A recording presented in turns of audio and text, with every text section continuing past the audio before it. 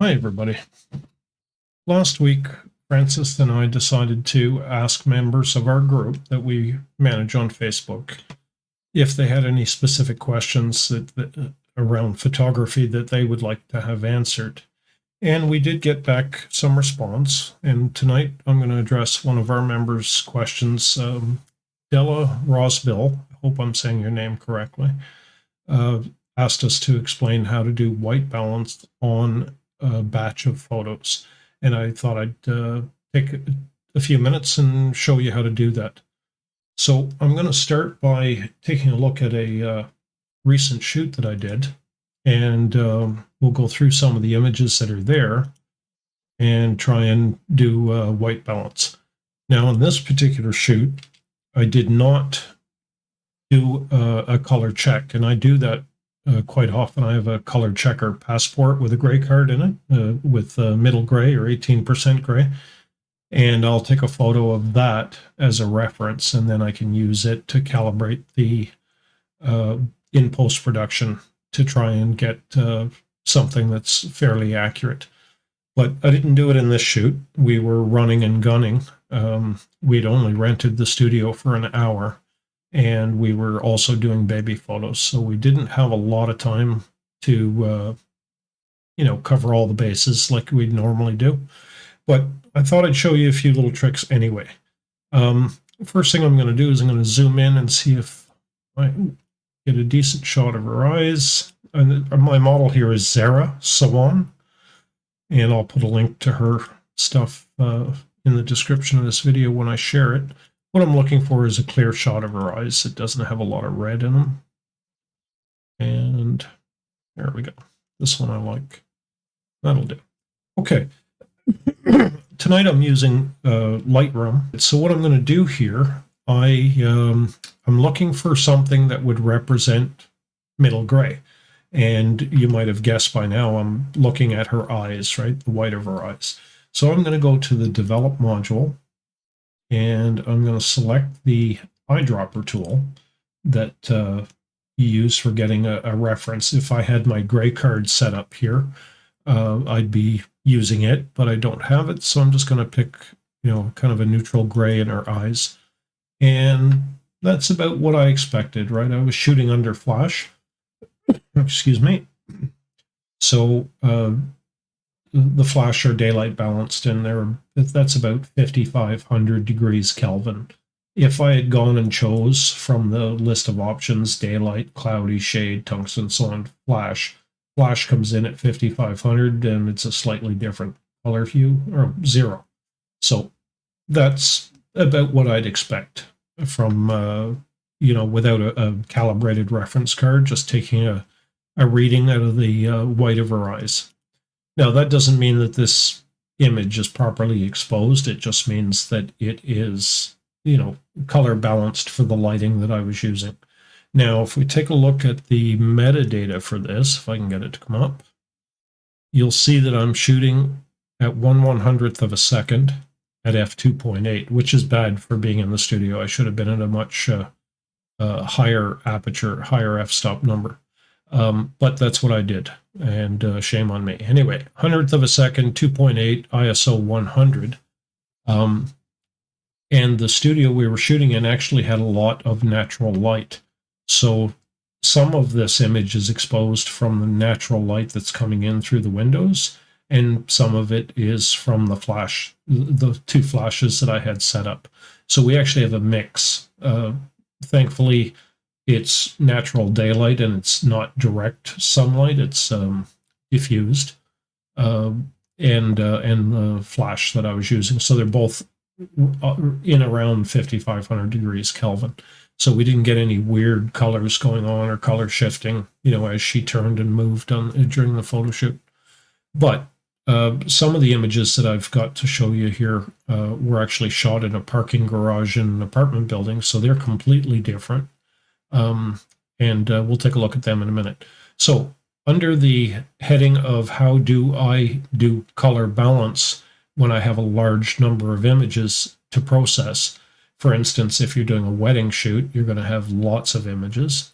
So what I do in Lightroom, in the grid view here, is I'll calibrate this one, the one image that we were just looking at. I'll get it set to the color temperature that I think it should be.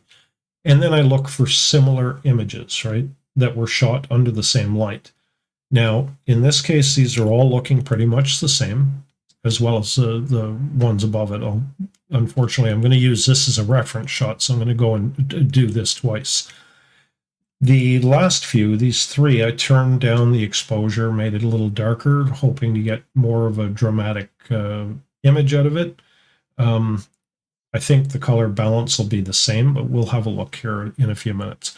For now, let's just work on this. Back to the Develop module. And in Lightroom, there's a sync button. And in here, you can tell it what you want to synchronize. And synchronizing meaning it's going to copy the settings from one image to a whole bunch of other images. So in this case, I want the white balance, and Lightroom requires that I also select the process version. It keeps track of the version the software version that was used to copy these settings from one image to the other. So it wants that as well. There's a whole other pile of stuff that you can share, that you can replicate from one image to the other. If you go in and add, adjust the exposure on the image, you can copy that across. You can put in clarity and sharpening and color treatments and a bunch of other stuff. You can copy all that info across to the other images as well. But for now, we're talking about white balance. And if I hit synchronize, it will synchronize all of the images that I have selected here. And they will all have the same color balance.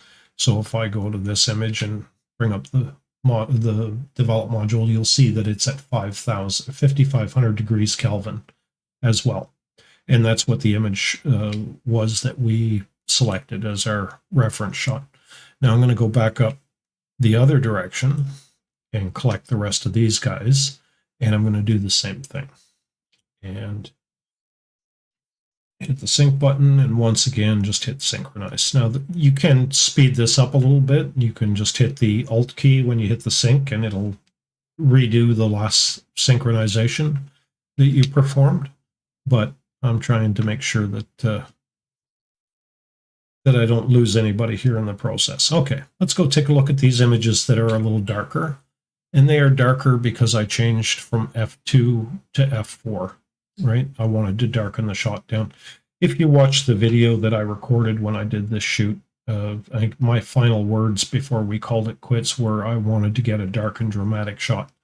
And I did, except it shows a lot of the blemishes, and it appears to be underexposed. And you can tell that it's underexposed by looking up here at the histogram.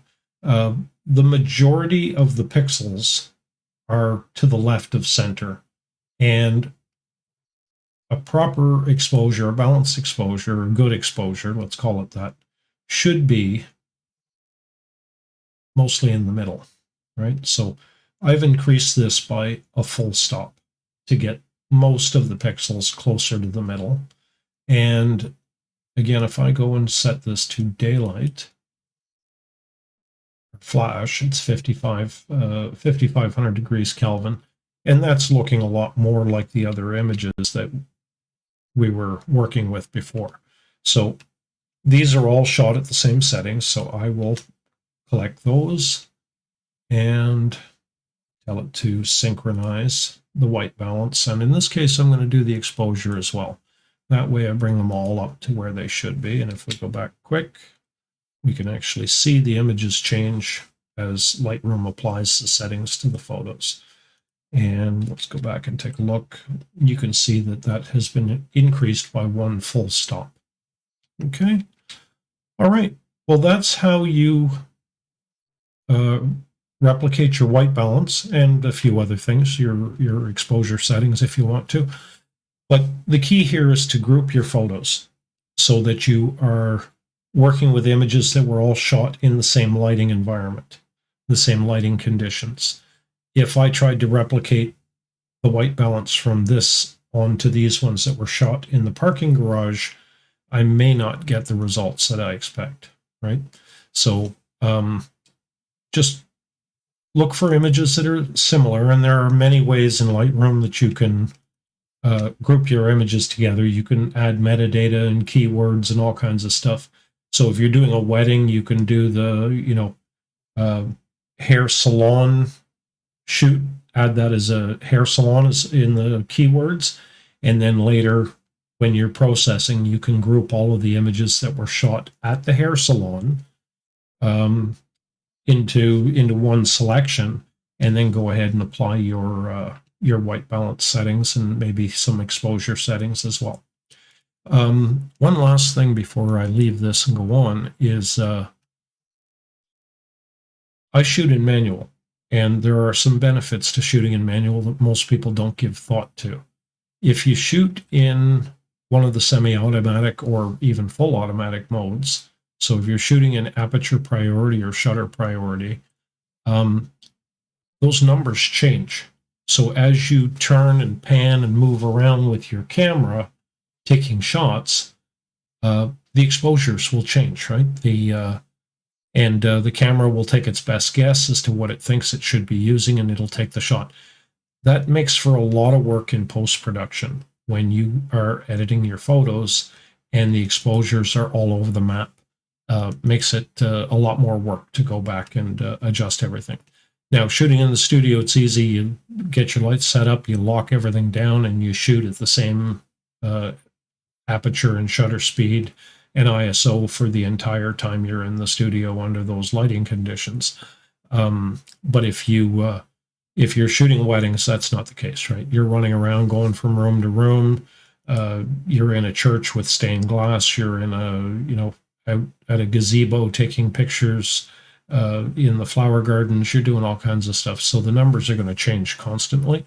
But just keep in mind that if you are looking for a reason to learn to shoot in manual mode, by doing so, you lock down your settings. Let's say, you're in the garden at the gazebo taking your shots. Once you've taken a couple of test shots and you're happy with the settings you got, you go ahead and you take, 20 or 30 pictures with those settings, and then you move to your next location and set up again. When you go back to the computer to do your editing, you'll find that it's a lot easier and a lot more efficient to work on your photos if they're all have the same exposure settings. It makes it a lot easier to make adjustments, right? Okay, I think I'm going to call it quits here as far as being able to copy the white balance settings to all of your photos. I think that answers the question.